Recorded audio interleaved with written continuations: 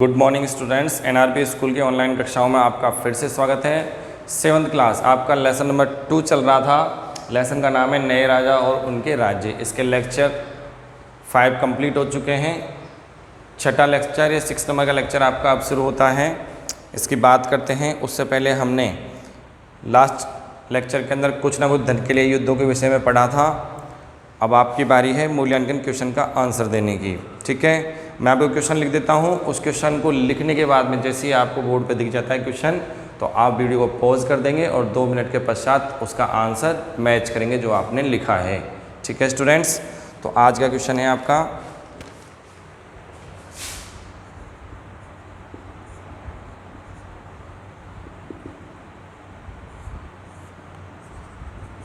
Question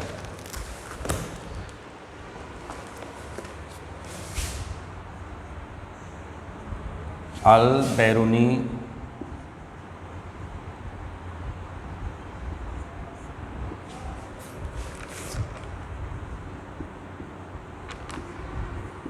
कौन था। आप इसका आंसर लिखिए, वीडियो को पॉज कर दीजिए स्टूडेंट्स।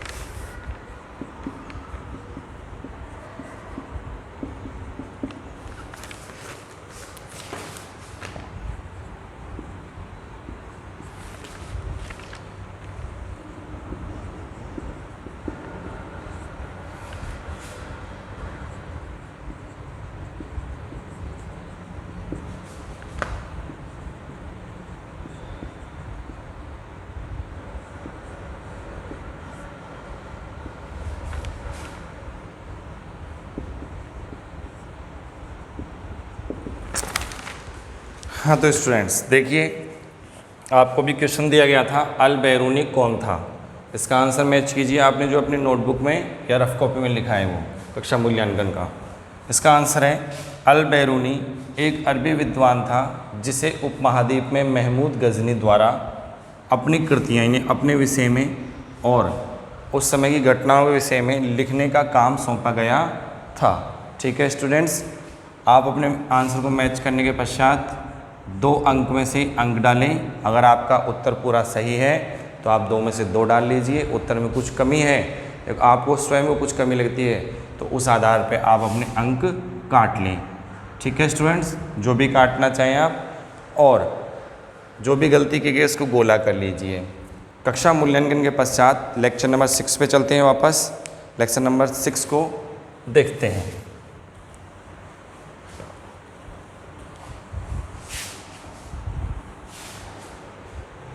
देखिए स्टूडेंट्स, युद्ध करने वाले, युद्ध की बात ही चल रही है, लड़ाइयों की बात चल रही है, धन के लिए युद्ध चल रहा है, तो वहीं से बात करते हैं।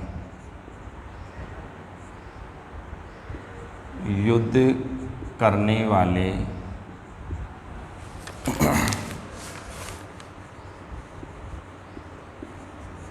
दूसरे राजाओं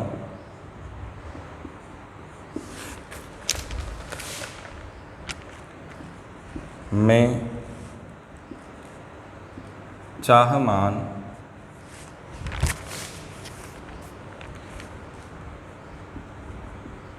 भी थे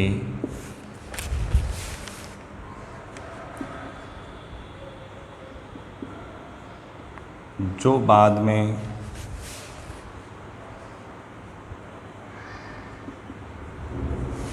चौहान के रूप में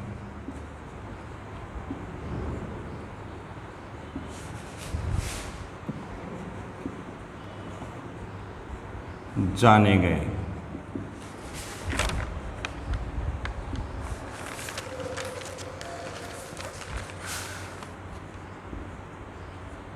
वे दिल्ली और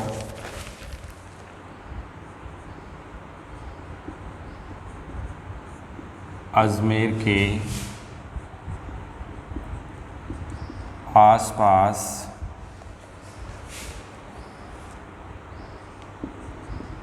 के क्षेत्र पर शासन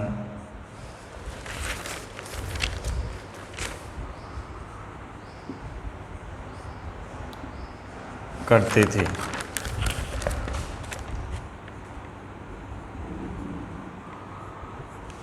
उन्होंने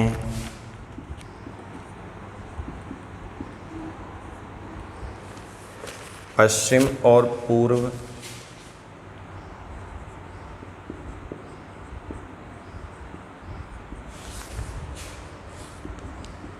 की ओर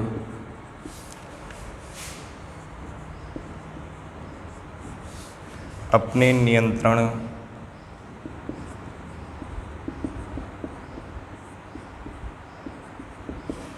क्षेत्र का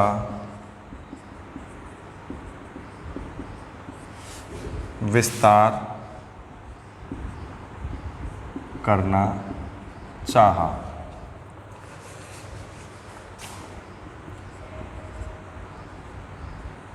चहमानों या चाहमानों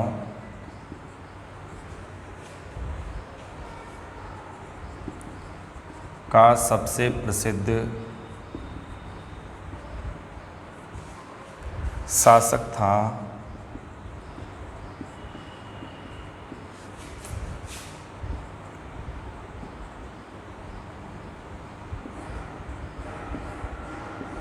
पृथ्वीराज तृतीय। 1168 ईस्वी से 1192 ईस्वी तक, जिसने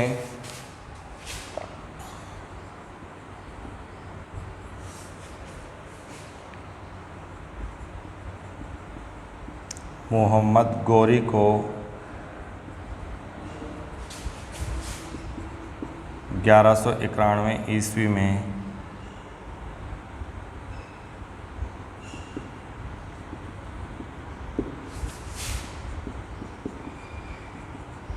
पराजित किया। समझे स्टूडेंट्स? युद्ध करने वाले दूसरे राजाओं में चाहमान या चहमान भी थे, जो बाद में चौहान के रूप में जाने गए। ठीक है स्टूडेंट्स, आगे देखें। वे दिल्ली और अजमेर के आसपास के क्षेत्र पर शासन करते थे। उन्होंने पश्चिम और पूर्व की ओर अपने नियंत्रण क्षेत्र का विस्तार करना चाहा। चाहमानों या चहमानों का सबसे प्रसिद्ध शासक था पृथ्वीराज तृतीय, जिसे आप पृथ्वीराज चौहान के नाम से जानते हो। 1168 ईस्वी से 1192 ईस्वी तक इन्होंने शासन किया, जिसने यानी पृथ्वीराज तृतीय ने मोहम्मद गौरी को 1191 ईस्वी के युद्ध में पराजित भी किया था। मोहम्मद गौरी ने पृथ्वीराज चौहान पर कई कृतियों में उन्हें बताया गया 21 बार, कई कृतियों में 17 बार, कईयों में 4 बार, कईयों में 2 बार। कृतियों के अनुसार बताया गया मोहम्मद गौरी ने लगभग इतनी बार इन पर आक्रमण किया था और हर बार वो हार कर वापस लौट गया था। पृथ्वीराज चौहान उसको वापस छोड़ देते थे, कभी पीछे भागते हुए पर कभी इन्होंने हमला नहीं किया था। लेकिन 1191 और 1192 ईस्वी के दोनों युद्धों की हम बात करते हैं तो 1191 ईस्वी में जो आपका तराइन का प्रथम युद्ध हुआ, तराइन का फर्स्ट युद्ध यानी प्रथम युद्ध, और द्वितीय युद्ध हुआ था 1192 ईस्वी में। तो 1191 वाले युद्ध को मोहम्मद गौरी हार गया, पृथ्वीराज चौहान जीते थे, और 1192 वाले युद्ध को पृथ्वीराज चौहान हार गए थे और मोहम्मद गौरी जीत गया था, और पृथ्वीराज चौहान को वो अपने साथ ले गया। ठीक है स्टूडेंट्स, इसके विषय में भी हम कुछ पाठों में चर्चा करेंगे, बात करते हैं, आगे देखते हैं।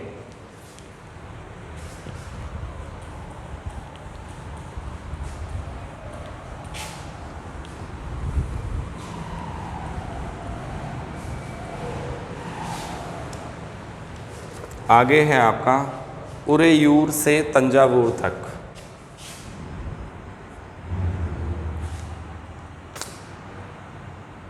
उरेयूर से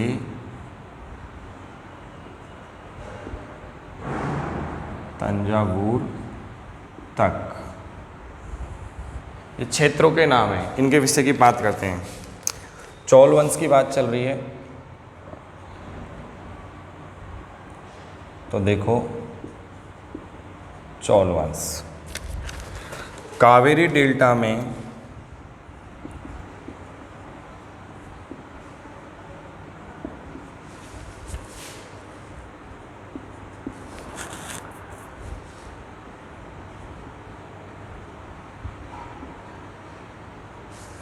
मुट्टी या मुट्रियार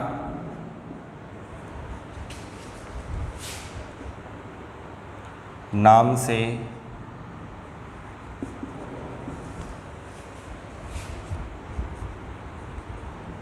प्रसिद्ध एक छोटे से मुखिया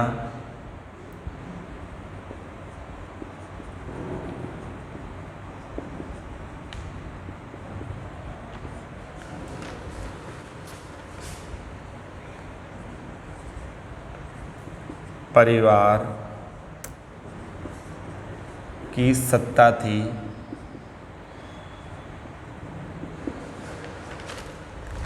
वे कांचीपुरम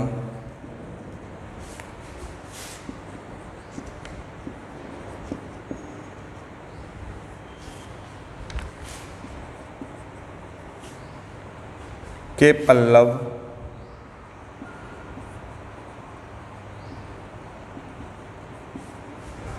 राजाओं के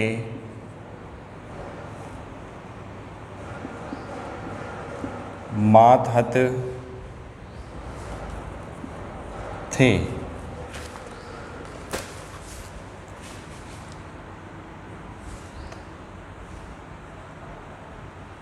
उरैयार के चोल वंशीय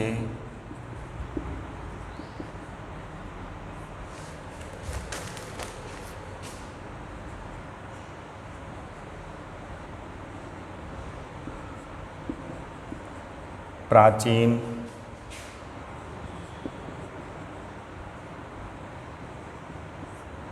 मुखिया परिवार के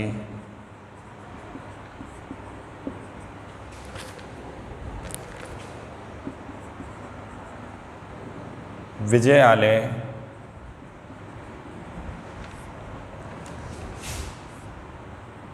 ने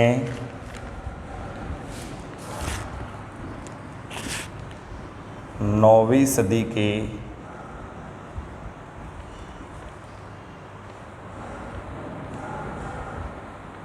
मध्य में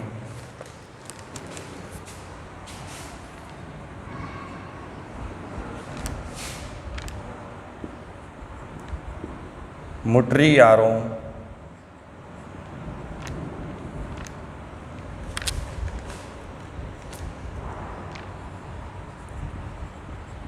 को हराकर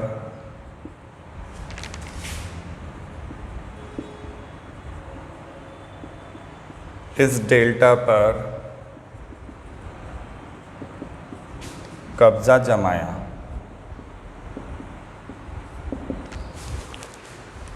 देखिए स्टूडेंट और समझिए इसको,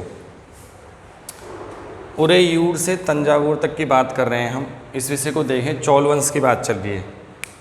कावेरी डेल्टा में मुट्रियार नाम से प्रसिद्ध एक छोटे से मुखिया परिवार की सत्ता थी। वे कांचीपुरम के पल्लव राजाओं के मातहत थे या महामात थे, या उनके लिए कार्य करते थे। उनके सामंत हो सकते हैं या किसी भूमि के स्वामी थे, लेकिन वो पल्लव राजाओं के अधीन होकर कार्य किया करते थे। ठीक है।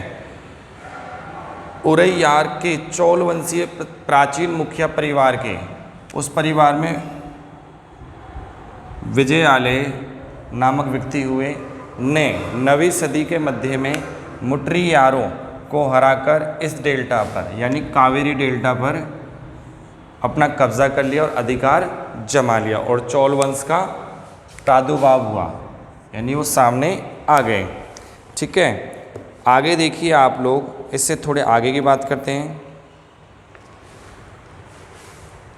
इसी टॉपिक के अंदर जब कोई वंश बन रहा है, नया राजवंश उद्भव हो रहा है या उसका विकास हो रहा है, तो अपनी कुछ ना कुछ छाप छोड़ते हैं।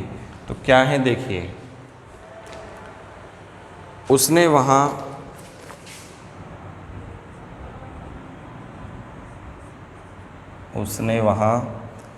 विजयालय की बात हो रही है, तंजावुर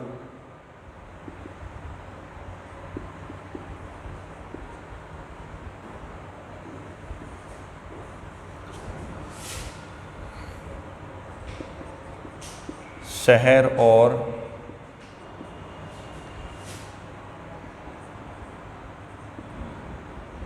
निशुंभ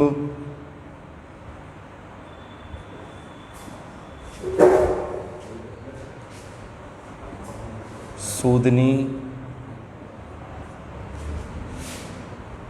देवी का मंदिर बनवाया।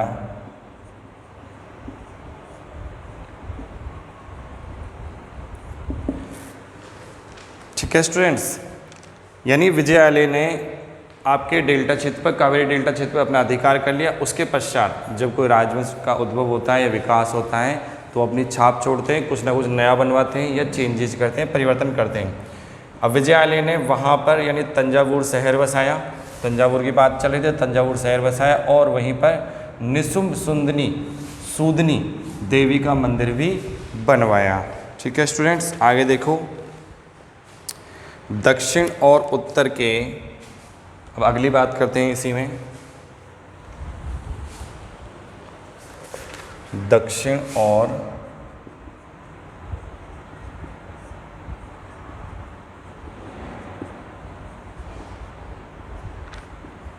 उत्तर के पांड्यन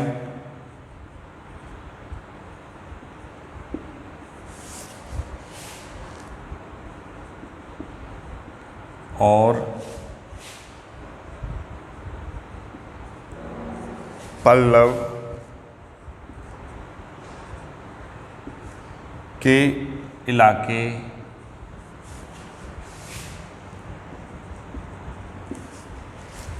इस राज्य का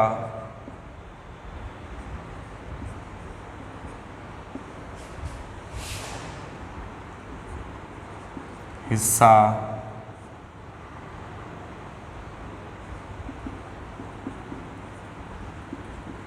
बना लिए गए।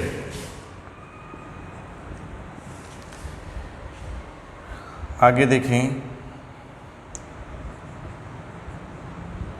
राजराज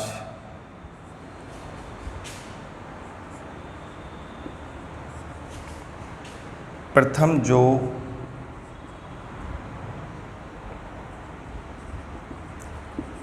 सबसे शक्तिशाली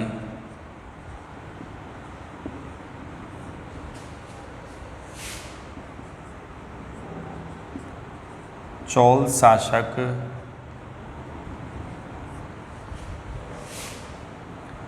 माना जाता है,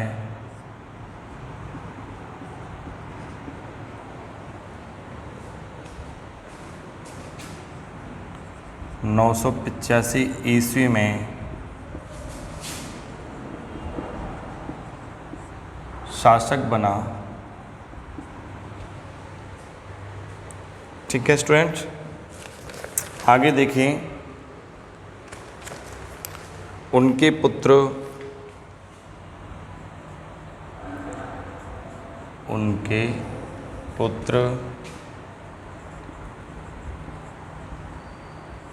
राजेंद्र प्रथम ने उसकी नीतियों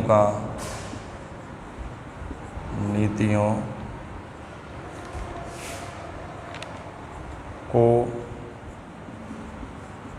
जारी रखा और गंगा घाटी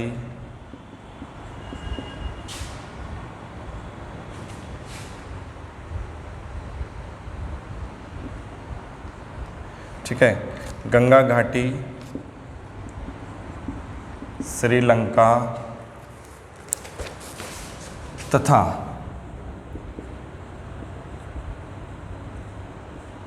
दक्षिण पूर्व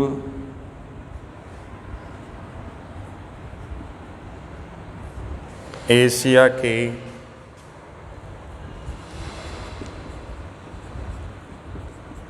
क्षेत्रों पर भी अपनी सेनाएं भेजी।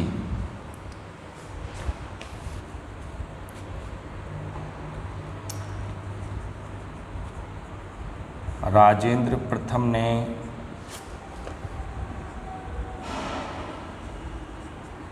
इसके लिए एक बड़ी जल सेना का गठन भी किया था। ठीक है स्टूडेंट्स, देखिए बात कर रहे हैं अपन उरेयूर से तंजावुर तक के क्षेत्रों की और दक्षिण भारत में होने वाले परिवर्तन और नए राज्यों के विषय में। दक्षिण और उत्तर के, अभी अपन चौल शासन की बात करते थे, दक्षिण और उत्तर के पांड्यन और पल्लव के इलाके इस राज्य का हिस्सा बना लिए गए। कौन से राज्य का? अभी बात करें चौल शासन के का। ठीक है, राजराज प्रथम जो सबसे शक्तिशाली चौल शासक माना जाता है, वह 985 ईस्वी में शासक बना इस क्षेत्र का। ठीक है, उसके पुत्र राजेंद्र प्रथम ने उसकी नीतियों को जारी रखा, यानी राजराज प्रथम की नीतियों को, और गंगा घाटी, श्रीलंका तथा दक्षिण पूर्व एशिया के क्षेत्रों पर भी अपनी सेनाएं भेजी। राजेंद्र प्रथम ने इसके लिए बड़ी जल सेना का गठन भी किया था। स्टूडेंट्स, लेक्चर नंबर 6 आपका कंप्लीट है। इसके होमवर्क की क्वेश्चन देखिए आप लोग। और स्टूडेंट्स, आप अपनी पढ़ाई को किया करें। जो भी सब्जेक्ट के, किसी भी सब्जेक्ट के जो आपको वीडियो उपलब्ध हो रहे हैं, उन वीडियोस को देखकर, लेक्चर को सुनकर आप अपनी नोटबुक में नोट किया करें और अधिक सजग हो जाएं। तो देखिए, HW के क्वेश्चन है आपके। क्वेश्चन नंबर 1, तराइन का प्रथम युद्ध कब है, किन किन के मध्य हुआ? तराइन का प्रथम युद्ध कब व किन किन के मध्य हुआ? Question second, Nishumbh सूदनी